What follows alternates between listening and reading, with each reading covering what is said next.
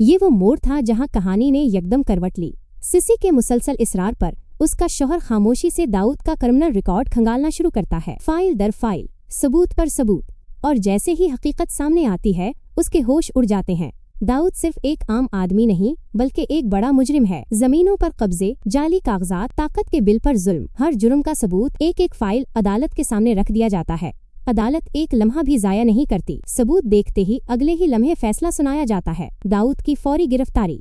ये खबर जैसे ही पिया तक पहुंचती है इसके चेहरे पर सुकून और फतह की मुस्कुराहट आ जाती है।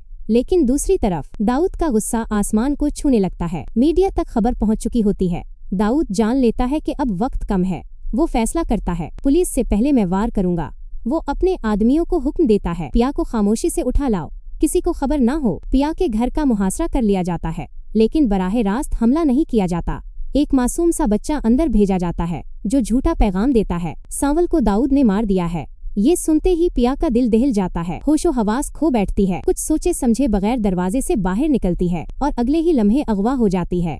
दूर से ये सब टीपू देख लेता है। वो फौरन भागकर सांवल को खबर देता है। सांवल एक लम्हा भी जाया किए बगैर निकल पड़ता है, मगर तब तक दाऊद के आदमी पिया को उसके सामने ला चुके होते हैं। सांवल वहाँ पहुँचता है, आंखों में आग, आवाज में वार्निंग, पिया को छोड़ दो वरना अंजाम बहुत बुरा होगा। दाऊद जोर से हंसता है, वाह, एक तीर से दो शिकार, एक खुद आया दूसरा खुद ही जाल में आ गया। सांवल मुस्कुराता है, तुम गलत हो दाऊद, मैं तीसरा शिकार भी साथ लाया हूँ। दाऊद चौंक जाता है, तीसरा शिकार कौन? सांवल सीटी बजाता है और अचानक पुलिस और मीडिया हर तरफ से नमूदार हो जाते हैं। दाऊद की सारी आकड़ टूट जाती है, चेहरा जर्द, जुबान बंद।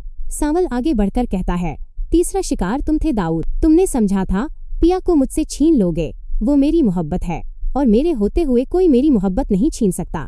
दाऊद दांत पीसते हुए गिजता है, इस बार तो बच गए, लेकिन मैं वापस आऊंगा। मगर सच ये था कि इस बार दाऊद हार चुका था और पिया मुकम्मल तौर पर महफूज थी। इधर एक और मुहाज पर इलियार टेलीविजन स्क्रीन पर वो मंजर देख रहा होता है जिसने उसकी दुनिया हिलाकर रख दी थी। पुलिस इसके बाप को हथकड़ियां लगाकर ले जा रही होती है, एक बड़ा मुजरिम, जमीनों पर कब्जा करने वाला। इलियार का सांस रुक जाता है। जिस नाम से खौफ फैलता था आज वही नाम रुसवा हो चुका था। वो भागता हुआ अपने बाप के ऑफिस पहुंचता है। वहाँ निसार सर पकड़कर जमीन पर बैठा होता है, टूटा हुआ, बिखरा हुआ।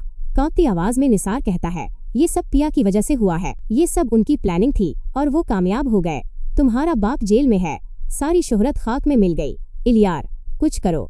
ये सुनते ही इलियार के अंदर का सब्र टूट जाता है, आंखों में नफरत, दिल में आग। वो बदले के सिवा कुछ नहीं सोचता और सीधा पिया के घर की तरफ निकल पड़ता है।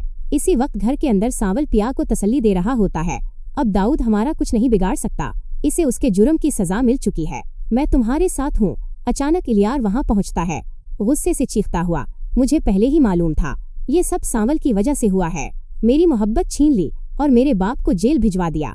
वो पागलों की तरह चलाता है, ना मैं सांवल को छोड़ूंगा न पिया को, मैं तुम दोनों का नाम इस दुनिया से मिटा दूंगा।